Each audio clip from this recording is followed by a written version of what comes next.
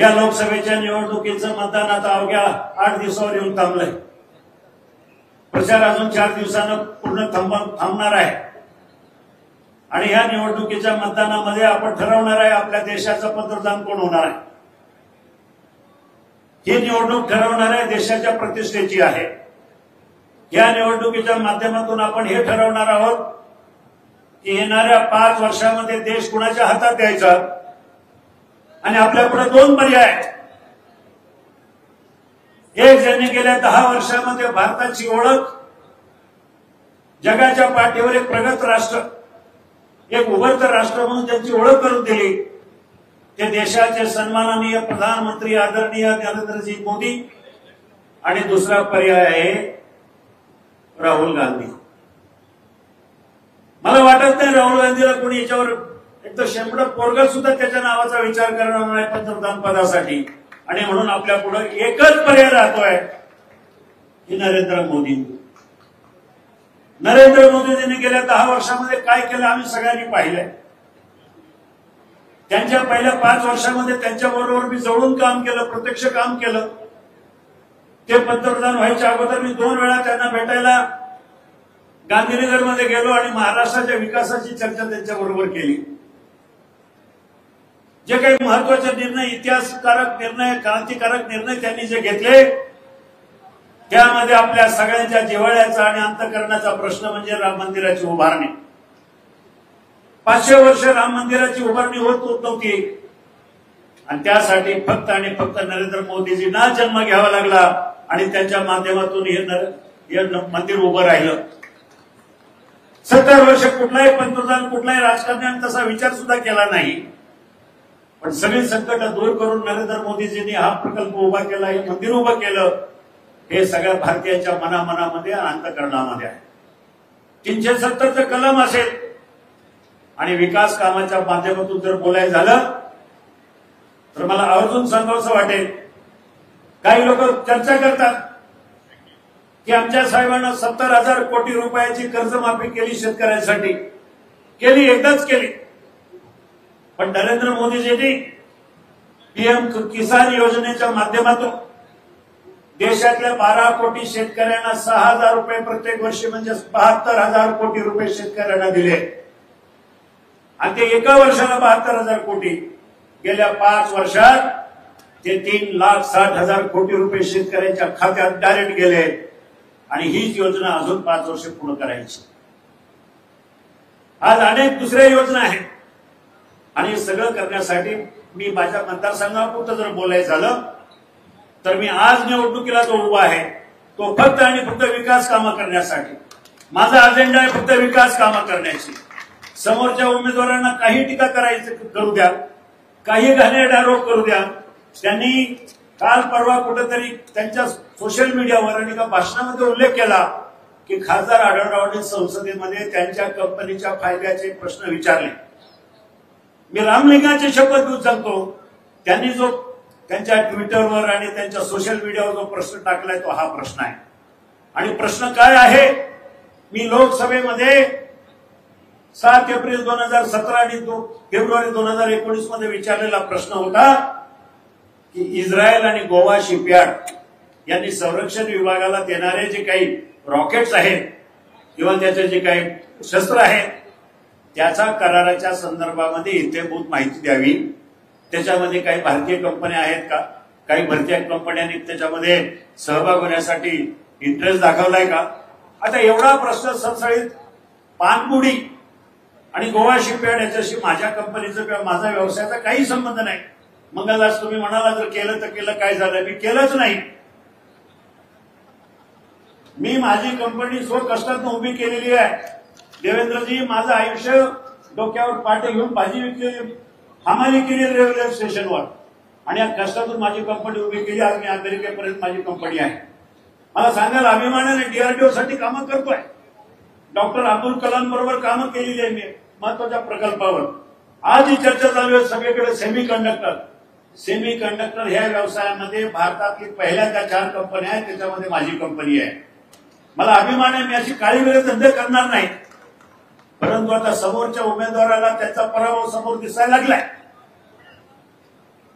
आणि मग काय करायचं, अशा घाणेरड्या टीका करायच्या, कमरेखालच्या टीका करायच्या आणि मला बदनाम करण्याचं षडयंत्र त्या माणसानं जर चालू केलं असलं तर माझ्या शिरूर लोकसभा मतदारसंघातली जनता त्याला थारा देणार नाही.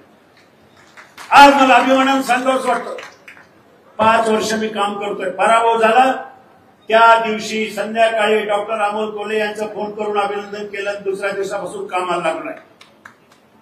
5 वर्ष मी पायाला भिंगरे लावून संपूर्ण शिरूर लोकसभा मतदारसंघ पादाकरण केला. कधी गोरगरिबांना मदत करायची असेल, कधी वादळ आलं, कधी अवकाळी परिस्थिती आली, कधी कुणाचं घर पडलं, कुणाचं घर जळालं, काही नुकसान झाले, मी स्वतः माझ्या माध्यमातून असेल, माझ्या संस्थाच्या माध्यमातून गोरगरिबांचे संसार उभं करण्यासाठी प्रयत्न केले. कोरोना काळ आठवा. कोरोना काळामध्ये मी माझं सगळं तब्येतीचं वगैरे पर्वा न करता अखंड शिरूर तालुका असेल, हडपसर असेल, हडपसरच्या कात्रजच्या घाटापासून जुन्नरच्या नाणे घाटापर्यंत जिथं जिथं लोकांना गरज आहे तिथं तिथं औषधं पुरवून गेलो, तिथे तिथं किराणा मालाच्या किट देत गेलो. त्यावेळेला हा निवडून दिलेला खासदार मुंबईमध्ये शूटिंगमध्ये व्यस्त होता. त्यांनी विकासाच्या वल्गना करू नये. आज त्याचा परिणाम म्हणून मला सांगायचं वाटतं, माझा विकासाचा एजेंडा काय आहे, मला या मतदारसंघासाठी काय करायचं, मी का उभं राहिलो. मला राजकारणात खूप मोठं करिअर करायचं म्हणून नव्हे. माझा पराभव झाला, मला आपल्याला आवर्जून सांगावंसं वाटतं. 3 वेळा विजय झाला, 4थ्या वेळेला 5,78,000 मतं मला मिळाली. विजयी उमेदवाराला 6,35,000 मतं मिळाली. मला वाटलं असं तर मी आराम करू शकलो असतो, मी काही करू शकलो असतो, राजकारण सोडून घरी बसलो असतो. पण मला जाणीव झाली की ह्या जनतेनं मला 15 वर्ष सांभाळलं, 15 वर्ष आशीर्वाद दिले. त्या 5,78,000 लोकांना वाऱ्यावर सोडून मला काही दुसरा माझा प्रपंच बघायचा नाही. मी अक्षरशः माझा धंदा प्रपंच सगळं काही कुटुंबाच्या हवाली केलं आणि मतदारसंघामध्ये फिरत राहिलो. योगायोगानं 2022 मध्ये देवेंद्रजी आणि एकनाथ शिंदे यांच्या माध्यमातून सरकार उभं राहिलं आणि या नवीन सरकारच्या माध्यमातून मला ताकद मिळाली. एका बाजूने देवेंद्रजी, दुसऱ्या बाजूने एकनाथभाई शिंदे आणि नंतरच्या काळात आमच्या पक्षाचे राष्ट्रीय नेते आदरणीय अजितदादा पवार. इतक्या मोठ्या प्रमाणात काम केली. एकच उदाहरण सांगतो, 2014-2015च्या दरम्यान स्वर्गीय बाबूराव पाचरणे आणि मी धर्मवीर संभाजी महाराजांचं स्मारक वडवण आणि तुळापूरला उभं करायचं आम्ही दोघांनी आराखडा सादर केला, प्लॅनिंग कमिशनला दिला. सुरुवातीला त्या प्रकल्पाची किंमत 140-145 कोटी रुपये होती. त्याच्यावर चर्चा झाल्या, देवेंद्रजीकडे प्रेझेंटेशन पण झालं, पण नंतर त्याचं बाबूरावजींचा पराभव झाला, माझाही पराभव झाला, तो प्रकल्प बाजूला राहिला. नंतर आलेल्या खासदार आमदाराने नुसतं विकास आराखडा तयार केला, पाठपुरावा काही केला नाही. 250 कोटी रुपयाचा विकास आराखडा, 5 वर्ष नुसता विकास आराखडा घोषणा वल्गनाच राहिल्या. तो विकास आराखडा फक्त कागदावरच राहिला. 2022 मध्ये देवेंद्रजी आणि एकनाथभाई शिंदे यांच्याकडे गेलो. माझ्या मतदारसंघातले 5 महत्वाचे प्रश्न, त्या प्रश्नासाठी मुख्यमंत्र्यांकडे बैठक लावली. 16 IAS अधिकारी, जिल्ह्याचे कलेक्टर, जिल्ह्याचे सीओ, जिल्ह्याचे महसूल आयुक्त सगळ्यांच्या बरोबर बैठक लावली आणि माझा पहिला प्रश्न होता, अनेक वर्ष प्रलंबित राहिलेलं धर्मवीर संभाजी महाराजांचं स्मारक वडवणी तुळापूरचं 250 कोटी रुपये म्हटलं. मुख्यमंत्र्यांना सांगितलं ते काय पुरणार नाही, त्यात नवीन सुधारणा केल्या पाहिजे. मुख्यमंत्र्यांनी सगळ्या अधिकाऱ्यांना सूचना दिल्या की आढळराव सांगतील त्याप्रमाणे ग्रामस्थांची वडवणी तुळापूर ग्रामस्थांची चर्चा करा. नवीन विकास आराखड्यामध्ये ज्या काही गोष्टी आढळराव सांगतील त्याप्रमाणे समाविष्ट करून नवीन विकास आराखडा सादर करा. महिनाभर संपूर्ण जनतेला विश्वासात घेतलं आणि बजेटच्या 8 दिवस अगोदर मुख्यमंत्र्यांकडे तो विकास आराखडा सादर केला. आदरणीय देवेंद्रजी आणि आदरणीय मुख्यमंत्र्यांनी त्या बैठकीमध्ये त्याला मंजुरी दिली. कॅबिनेटमध्ये आणि बजेटमध्ये त्याला मंजुरी दिल्यानंतर मला अभिमानानं सांगावंसं वाटतं, तो आराखडा 400 कोटी रुपयाचा झाला आणि त्याला मंजुरी दिली, टेंडर दिलं, त्याचं भूमिपूजन केलं. अशा प्रकारची विकास कामं करण्यासाठी ताकद देणारं हे सरकार आहे. केंद्रामध्ये पुणे नाशिक रेल्वेचा प्रकल्प, देवेंद्रजी, हा प्रकल्पाची मूळ कल्पना माझी आहे. 2005 सालापासून हा प्रकल्प व्हावा म्हणून प्रत्येक रेल्वे बजेटमध्ये सरकारला धारेवर धरण्याचं काम मी लोकसभेमध्ये केलं. योगायोगानं सुरेश प्रभू रेल्वे मंत्री झाल्यानंतर 2014ला आम्ही मांडणी केली, प्रकल्पाला सुरुवात केली. 2018 पर्यंत डीपीआर तयार झाला. दुर्दैवानं माझा पराभव झाल्यानंतर ते काम तसंच राहिलं. तो प्रकल्प तिथंच थांबला. 5 वर्षानंतर अजूनही आहे तिथंच आहे. आज त्या प्रकल्पाची किंमत 24,000 कोटी रुपये झाली. केंद्रानं आणि राज्याने अर्धे द्यायचं आणि मध्ये 25% केंद्र आणि 25% राज्य सरकार आणि 50% बाजारातून उभे करायचं ठरलेलं आहे. त्यासाठी आदरणीय उपमुख्यमंत्री देवेंद्रजी फडणवीस आपलं सहकार्य लागणार आहे. केंद्राकडनं मंजुरी लागणार आहे. त्यासाठी आपल्याला सत्तेतला खासदार, विरोधातला खासदार निवडून दिला तर हा प्रकल्प कदापिही होणार नाही. दुसरा महत्वाचा प्रकल्प आमच्याकडे ट्रॅफिकचे प्रश्न महत्वाचे आहेत. गेल्या वेळेला माझा पराभव झाला तो चाकणच्या ट्रॅफिकमुळे. मोशीची ट्रॅफिक असेल, भोसरीची ट्रॅफिक असेल,